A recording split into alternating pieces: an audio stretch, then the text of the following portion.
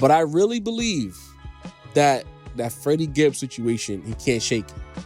I think there's a level of him that's frustrated by the fact that his streets would celebrate him for doing what he did. I got shot. The nigga laughed at me. I did what needed to be done. I won. But the nerds said, nah, we're going to go with Freddie Gibbs. And that's kicking his ass. That makes a lot of sense. Yeah. That makes a lot. Is that Benny's but he can't, villain origin story? Well, the thing is, Benny, he don't understand how to really do this internet shit. Because really, what you should do in that moment, if you're Benny, but if you're gonna make these claims, then put an address on it. If he would have came out and did that video and said, you know, in my era, like real street niggas, I did real street nigga shit. Y'all nerds over here celebrating Gibbs, but I beat the fuck out that nigga. You know how viral that would have went if he would have just said the thing? Fuck Freddie Gibbs. I beat him up. As opposed to getting mad at the nigga celebrating him. Just say fuck Freddie Gibbs. Chain on. He not a coke. Fuck Freddie Gibbs. He never sold coke in his life. I beat him up in front of his girl and he was scared. I seen him at the airport. He was scared. If he would have just did that, that would have been a game changer. The Rap Roundtable. Yes, sir. The Rap Roundtable is back midweek. It's your boy Jarv here alongside Masito. Hit that like button. Matter of fact, stop what you're doing. Hit the like button. If you haven't subscribed by now, hit the subscribe option. And right below in the comment area at the end of the stream, swipe in the comment area, hit hype. Every person that's pressed a play on this video, whether it's during the stream or after the stream, like, subscribe, and hype. Even if you want to say, you know, I don't want to subscribe. I don't want that shit on my subscription feed. Cool. We appreciate the view. But at the very least, hit the hype. However many thousand views this video gets, there needs to be an equal amount of hypes on this video. Yes, so make sure that you like and hype.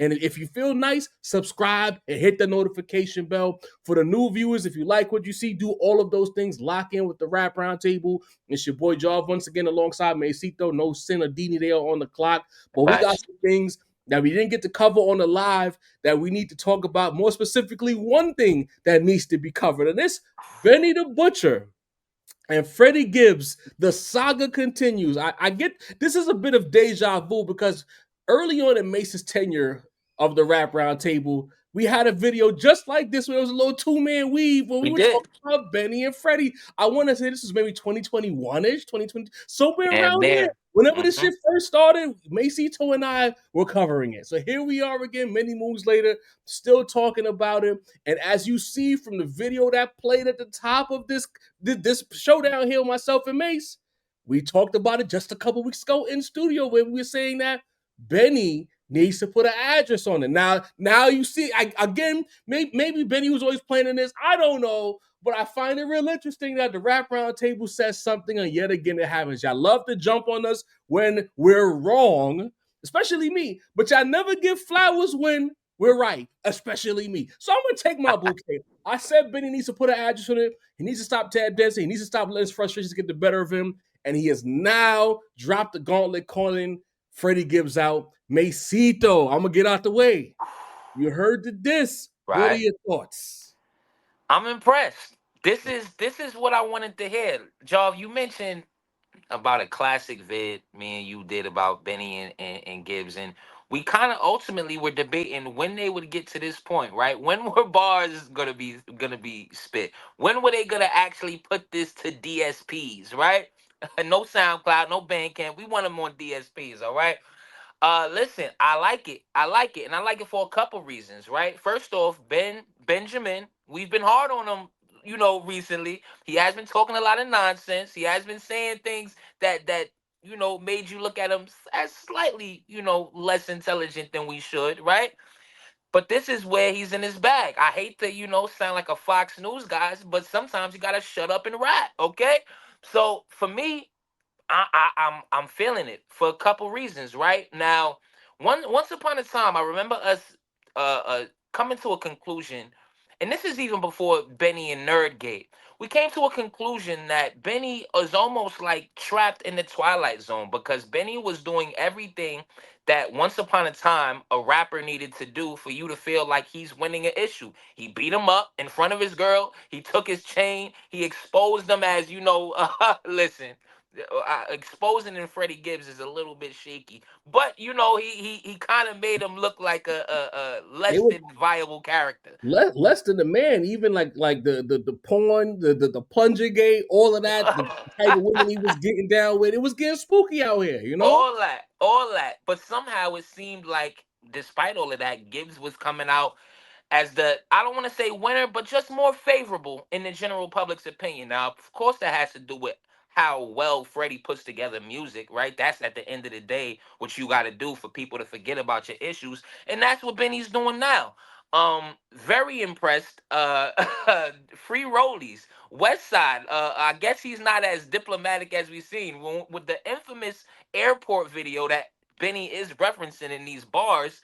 It seemed like West Side was kind of a mediating party, right? A guy who just trying to calm down the issues. So for this to be the second track on Hills Have Eyes, which one is this? 2, 3? Listen, you Griselda drops like crazy. It's one of them, okay?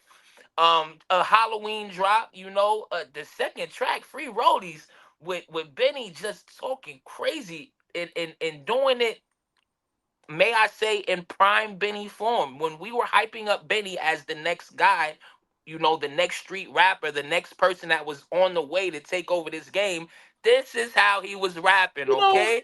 though, real quick on Hit, Hills of cook, Eyes 3, hearing Benny there just even if it was just one verse, I'm gonna get the ball right back to you. But it cook, needs to be cook. said. Hearing Benny on Hills Have Eyes 3 on this one verse kind of just enhances the importance of him letting West Side curate once again. Get back in that West Side, get under that West Side umbrella. Because even the mixing of the vocals, the effects used on the Benny vocal, it was just a different category, a different tier. It's just like whoever Benny's working with, and we know in the internet era, a lot of things are truncated. It's not the time spent to cook up is not the same no more. It's a lot of bing bang boom, get it off the grill. Here's your chopped cheese in 5 minutes. Like whoever Westside is using to do his mixing, his mastering, his post, get back under that umbrella, Benny. Get back to that curation, the vocals, the tonality of the vocals. Everything was just hitting as you were, Mase. It sounded ominous. It sounded haunting. It sounded exactly how Benny sounds when he's in his bag. And like you say, West Side just needs to executive produce all his work, because this is the best I've heard Benny sound since Def Jam, damn near. So listen, like I said, this is what we wanted from Benny. Gibbs replied with kind of a lukewarm Instagram post. That I'm like, yeah, like I feel like wasn't expecting this, and maybe that's why he's trying to he's the type of guy who always has to say something. But if Benny does this, I don't even care about the street side. But if Benny does this, this is how you come out on top of this issue, because Gibbs, like Jarv pointed out originally, sent a couple shots his way earlier, I believe, late towards last year. He finally put it on wax. So Benny, you have you won in the streets. You know what I'm saying? You won in the way that you and Gibbs try to talk to each other. With these type of bars, this is what I want to hear. This sounds like, I don't want to say Benny's back like he was gone, but like it felt good hearing Benny in his bag like this, especially talking shit to a nigga we know he don't like. And that's the keynote here. It's like too many rappers in this day and age spend way too much time trying to seem or performatively be above it all, above getting their hands dirty or dealing with the artists that they have an issue with. They so concerned, I'm just getting to the money, I'm just getting to the paper and shit like that. And it's like, bro, we've talked when we was in the middle of the Kendrick Lamar, Drake, and at the time J. Cole situation. We spent a lot of time before Kenny responded. We spent a lot of time during that frame talking about how competitive rap is. Mhm.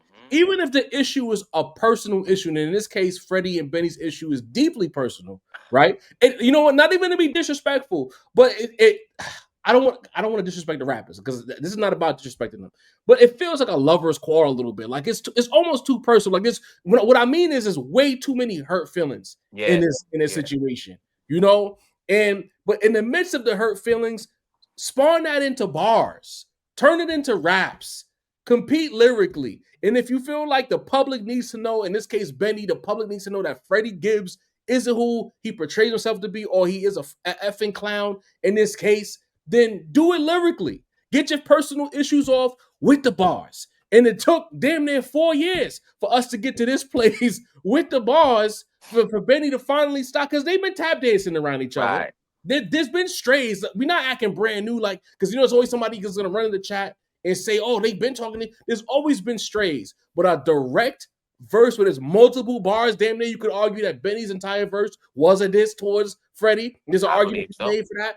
It's about damn time, because on You Only Die Once, before that, they had sample clearance issues. I talked about this 6 months ago. Right. Anniversary. Talk about it. Talk your shit, Jarv. Talk your shit, man. Was an entire Benny diss. It wasn't just a couple of, the whole song was about the anniversary of Benny getting shot.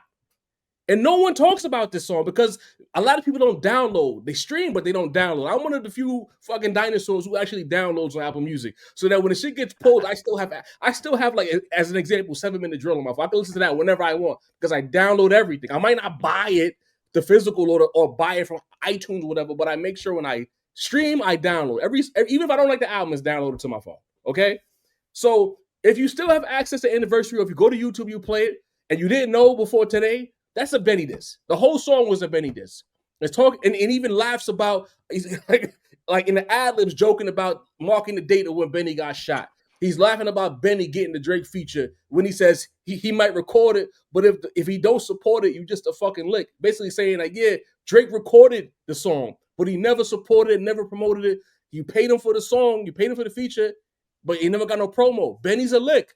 This is what's been going on. They've been throwing the darts at each other. Benny the Butcher. The problem is optically, and Benny's frustrations have gotten the better of him, is that optically, while Benny has a high ground, it has always looked like Freddie has had the high ground. Like Freddie's the bigger deal. Like Freddie been kind of little broing on social media, Benny. Even the responses to the diss. Like I'm gonna pull this up on my phone real quick because you got the IG post. Give me 1 second. Yeah. You got the IG post and shit. He's basically he posted the Walmart where he got shot in the news report of it all. It's IG post saying you got to come better than that. There's another IG story saying, "Oh, how I sleep knowing niggas can't rap like me," and he got lotion and tissue and some R&B sing on the screen and whatnot. I can't really make it out, you know what I'm saying? Pause. But it's like this guy's making fun of you. You know, right. This whole thing going back to you jumped him in the barbecue spot in Buffalo. And he's been laughing at you the whole time. It's almost like a Batman and Joker dynamic. You can punch on this guy as much as you want, and he's just laughing at you. He's not taking you seriously. He doesn't respect you. And then now you see the fans, the support of Freddie Gibbs is increasing. He's getting acting roles. He's getting real looks as an overground artist. Because he's in no way is Freddie Gibbs mainstream, but he's famous. You know what I'm saying?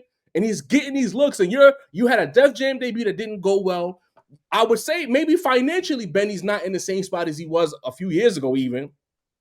But as far as Q rating goes, Benny's not more famous than he was a few years ago. The looks ain't looking how they used to look. There's no random Jay-Z co-sign. There was one time Benny was trying to get a Rockefeller chain when he was Roc Nation. Right.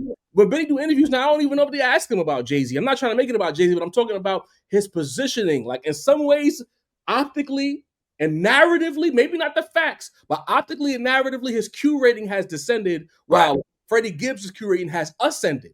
So at a situation they bump into at each other at the airport, and I said at that time, to my vantage point, Freddie had defensive energy.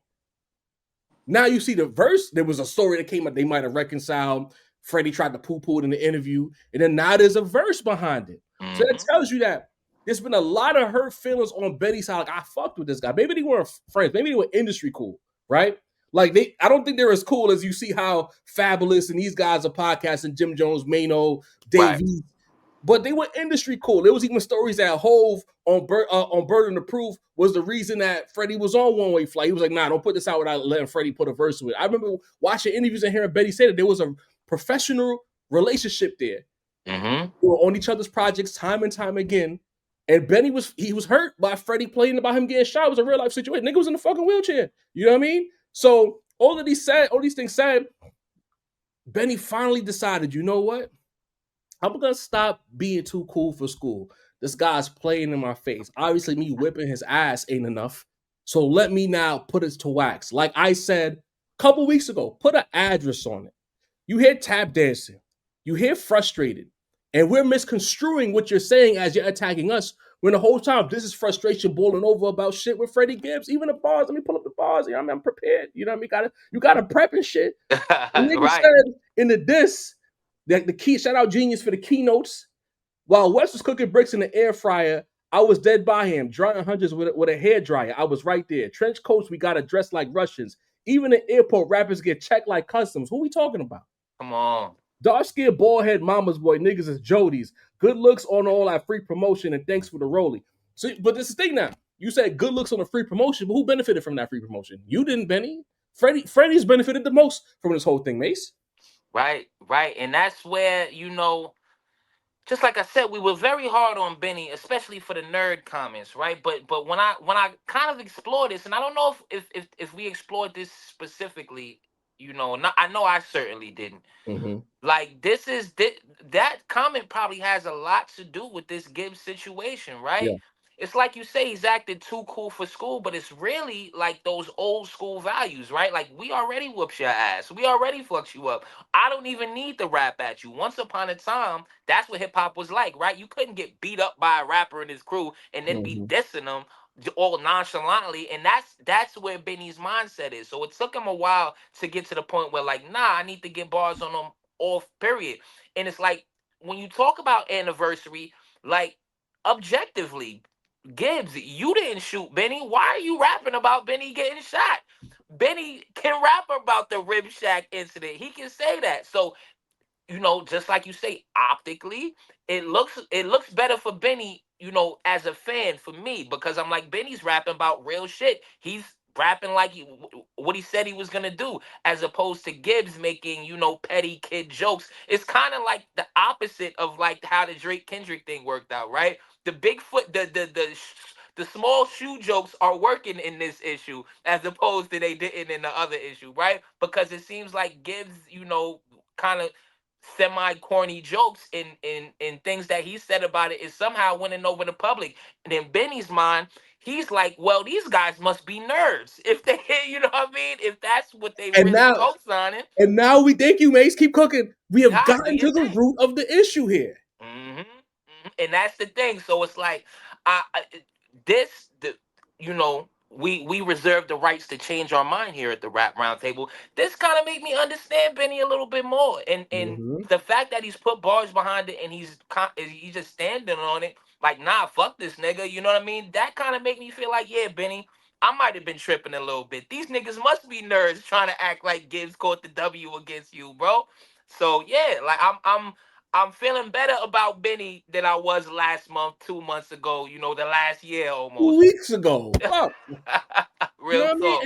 But you landed the plane right there, because that's been the issue. So I'm saying the whole time we was misconstruing this shit as he's mad at his fans.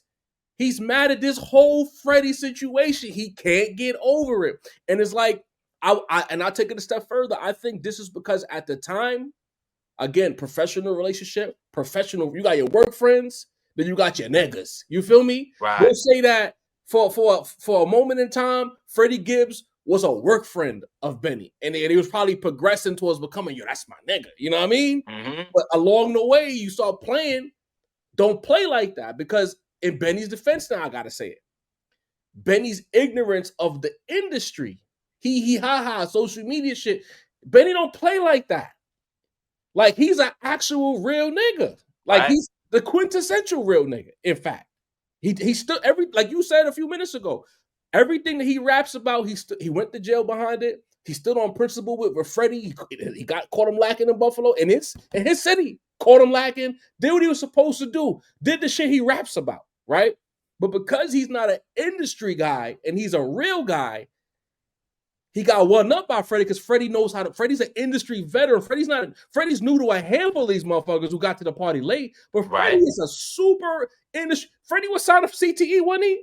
In 09, damn near. I remember hearing about Gibbs. Maybe He's an earlier. Industry veteran. He knows all of the tropes, all of the back rooms, the back doors, how to slide through here, get over there. He know how to play this industry game. And he knew that once this happens, the best thing that happened to Freddie Gibbs, for his convoluted, borderline insane brain, because Freddie's insane. Let's call it what it is. Right. The best thing that happened to him was him actually getting beat up, because he knew that I can weaponize his social media moment in a way that's gonna make him look good. Because the thing is, his whole social media presence is what?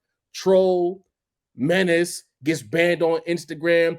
He makes people uncomfortable. He is the Joker. He's gonna flip this in a way that's gonna work for him. Meanwhile, Benny's sitting back like, how the fuck these guys celebrating this shit? I'm y'all superhero. I'm showing y'all that I'm really him. Like, I'm really what I'm talking about here. But if you don't have that industry experience, you just a real nigga in the industry, Right. you can get taken advantage of. And it took this long for him to realize that, you know what? I had to rap. If he would have dropped this same verse right after punching on him, or right when Freddie was posting that shit on Instagram about him having 2 good legs, we wouldn't be here right now. It would have worked out way better for him. And then, let's like Jarv, I recall us telling him way back then, just put it on wax, just put it in the bars. The rap roundtable often has to tell rappers, just rap, bro, just rap.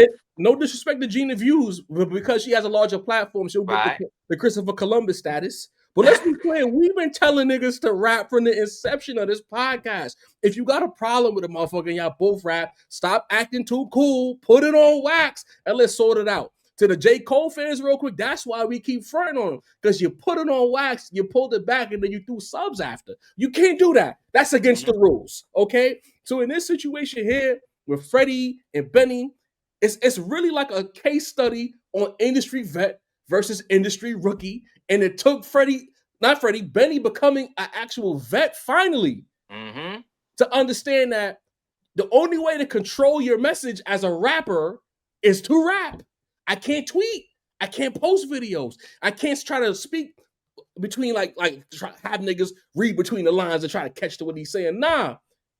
These fans are nerds. They can't be street niggas because a street nigga would never celebrate Freddie getting beat up for being a sucker. And that's what Benny believes that Freddie is, a sucker.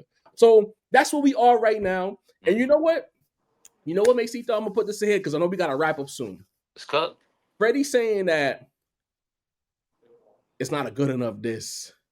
He threw his shots on anniversary. A part of me feels like he's almost really afraid to really directly go to war with Benny lyrically. How far off base am I in saying that? I don't really think he want that static for real. Nah, and it's not even a case of I don't think he thinks he's as good as Benny. It's just Benny has more dirt on you.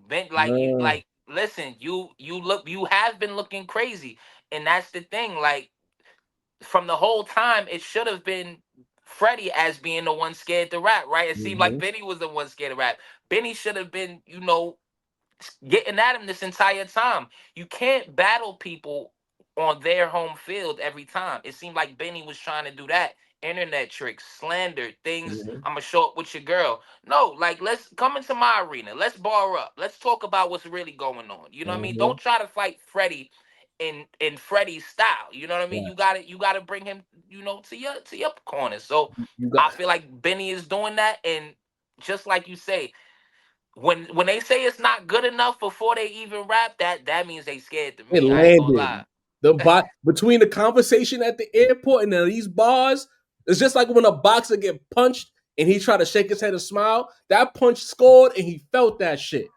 And that's where we are right now. And Freddie Gibbs could try to play cute and coy and all of that. We know he's going to respond because he can't help himself. So we don't know when it's going to happen, but the rap roundtable will be waiting for it. But we're going to wrap this up here. Sure. Yes, you know what I mean? Hit the like button. Hit the subscribe option. But most importantly, hit the hype. The hypes and the likes keep us in the algorithm, keep us in the atmosphere, allows us to meet new people who love to rap shit the same way we do. We just some humans here. We're great sometimes. Sometimes we fuck up, but we try to give y'all the best podcast on the East Coast like we normally do, time in and time out. And we ain't gonna hide after being, our fuck ups either. We wear our fuck ups. We live and direct because we are the best podcast on the East Coast, and we're gonna continue doing so. For Jarv here, Masito, Rap Roundtable, shout out to Sid, Rap Snob, shout out Dini the Bells. They will be back soon. And if anything else breaks, we will be back on deck to talk about it. Until then, peace. Salute.